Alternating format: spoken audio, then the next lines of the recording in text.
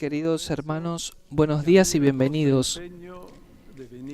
Aprecio y admiro su compromiso de venir en peregrinación a Roma, sabiendo bien cuánto sean apremiantes las exigencias del ministerio.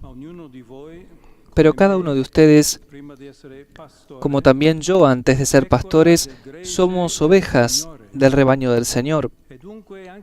Y por eso también nosotros, primero, estamos invitados a atravesar la Puerta Santa, símbolo de Cristo Salvador. Para guiar a la Iglesia confiada a nuestros cuidados, debemos dejarnos renovar profundamente por Él, el buen pastor, para conformarnos plenamente a su corazón y a su misterio de amor. Spes non confundit, la esperanza no defrauda. ¿Cuántas veces el Papa Francisco repitió estas palabras de San Pablo? Se habían convertido en su lema, hasta el punto de que las escogió como incipit de la bula de convocación de este año jubilar. Nosotros, los obispos, somos los primeros herederos de esta consigna y debemos custodiarla y transmitirla al pueblo de Dios con la palabra y el testimonio. A veces, anunciar que la esperanza no defrauda significa ir a contracorriente, incluso contra la evidencia de situaciones dolorosas que parecen no tener salida. Pero es precisamente en esos momentos cuando mejor se manifiesta que nuestra fe y nuestra esperanza no provienen de nosotros mismos, sino de Dios. Y entonces, si somos verdaderamente cercanos, solidarios con quienes sufren, el Espíritu Santo puede reavivar en los corazones la llama que ya casi se había apagado. Queridísimos, el pastor es testigo de esperanza, con el ejemplo de una vida firmemente anclada en Dios y totalmente dedicada al servicio de la Iglesia. Y esto ocurre en la medida en que se identifica con Cristo en su vida personal y en su ministerio apostólico. Entonces el Espíritu del Señor da forma a su manera de pensar, a sus sentimientos, a sus comportamientos. Detengámonos juntos a considerar algunos rasgos que caracterizan este testimonio. El obispo es, ante todo, el principio visible de unidad en la iglesia particular que le ha sido confiada. Su tarea es velar para que ella se edifique en la comunión entre todos sus miembros y con la Iglesia universal, valorizando la contribución de los diversos dones y ministerios para el crecimiento común y la difusión del Evangelio.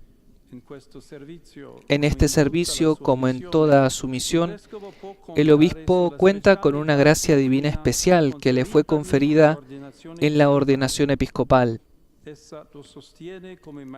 Ella lo sostiene como maestro de la fe, como santificador y guía espiritual. Anima a su dedicación al reino de Dios, para la salvación eterna de las personas, para transformar la historia con la fuerza del Evangelio. El segundo aspecto que me gustaría considerar, siempre partiendo de Cristo como modelo de vida del pastor, lo definiría de esta manera: el obispo como hombre de vida teologal, lo que equivale a decir hombre plenamente dócil a la acción del Espíritu Santo, que suscita en él la fe, la esperanza y la caridad, y las alimenta como la llama del fuego en las diferentes situaciones existenciales.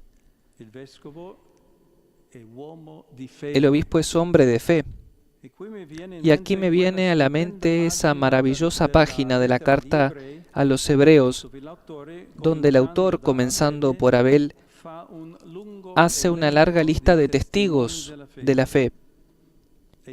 Y en particular pienso en Moisés, quien, llamado por Dios para guiar al pueblo hacia la tierra prometida, se mantuvo firme, dice el texto, como si estuviera viendo al invisible. Qué hermoso es este retrato del hombre de fe, alguien que por la gracia de Dios ve más allá, ve la meta y permanece firme en la prueba. Pensemos en las veces en que Moisés intercede por el pueblo ante Dios. Como él, el obispo en su iglesia es el intercesor, porque el Espíritu mantiene viva en su corazón la llama de la fe. En esta misma perspectiva, el obispo es hombre de esperanza, porque la fe es la garantía de los bienes que se esperan, la plena certeza de las realidades que no se ven, especialmente cuando el camino del pueblo se hace más difícil. El pastor, por virtud teologal, ayuda a no desesperar, no con las palabras, sino con la cercanía. Cuando las familias llevan cargas excesivas y las instituciones públicas no las sostienen adecuadamente, cuando los jóvenes están decepcionados y hartos de mensajes falsos, cuando los ancianos y las personas con discapacidades graves se sienten abandonados, el obispo está cerca y no ofrece recetas, sino la experiencia de comunidades que tratan de vivir el Evangelio con sencillez y compartiendo con generosidad. Y de esta manera su fe y su esperanza se funden en él como hombre de caridad pastoral. Toda la vida del obispo, todo su ministerio, tan diverso y multiforme, encuentra su unidad en lo que San Agustín llama amoris officium.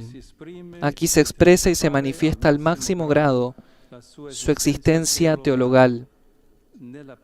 En la predicación, en las visitas a las comunidades, en la escucha a los presbíteros y a los diáconos, en las decisiones administrativas, todo está animado y motivado por la caridad de Jesucristo Pastor. Con su gracia, obtenida diariamente en la Eucaristía y en la oración, el obispo da ejemplo de amor fraternal hacia su coadjutor o auxiliar, hacia el obispo emérito y los obispos de las diócesis vecinas, hacia sus colaboradores más cercanos, como también hacia los sacerdotes en dificultades o enfermos. Su corazón es abierto y accesible, y así es también su casa. Queridos hermanos, este es el núcleo teológico de la vida del pastor. Alrededor de él y siempre animadas por el mismo espíritu, quisiera situar otras virtudes indispensables: la prudencia pastoral, la pobreza, la perfecta continencia en el celibato y las virtudes humanas. La prudencia pastoral es la sabiduría práctica que guía al obispo en sus decisiones, en el gobierno, en las relaciones con los fieles y con sus asociaciones. Una clara señal de prudencia es el ejercicio del diálogo como estilo y método en las relaciones y también en la presidencia de los organismos de participación, es decir, en la gestión de la sinodalidad en la Iglesia particular. En este aspecto, el Papa Francisco nos ha hecho dar un gran paso adelante, insistiendo con sabiduría pedagógica en la sinodalidad como dimensión de la vida de la Iglesia. La prudencia pastoral permite al obispo guiar también a la comunidad diocesana valorizando sus tradiciones y promoviendo nuevos caminos y nuevas iniciativas.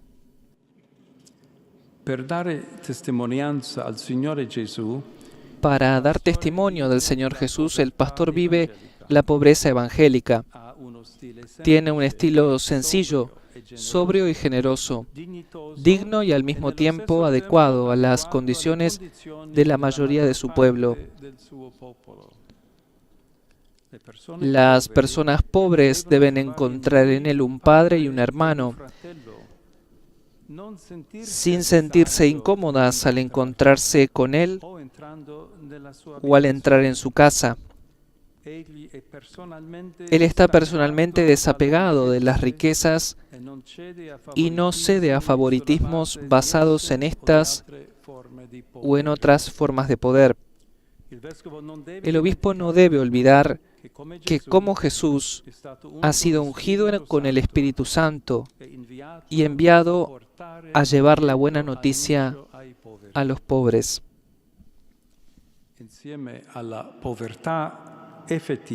Junto con la pobreza efectiva, el obispo también vive esa otra forma de pobreza, que es el celibato y la virginidad por el reino de los cielos.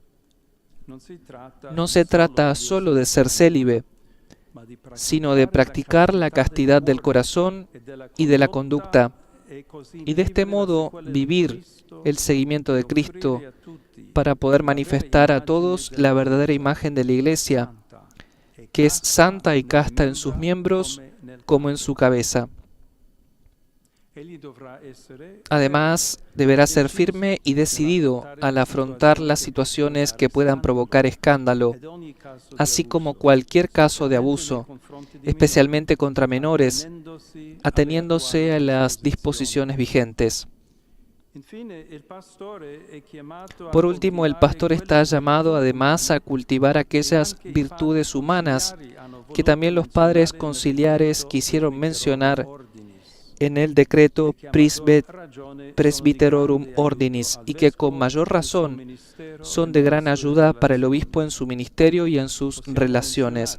Podemos mencionar la lealtad, la sinceridad, la magnanimidad, la apertura de mente y de corazón, la capacidad de alegrarse con los que se alegran y sufrir con los que sufren,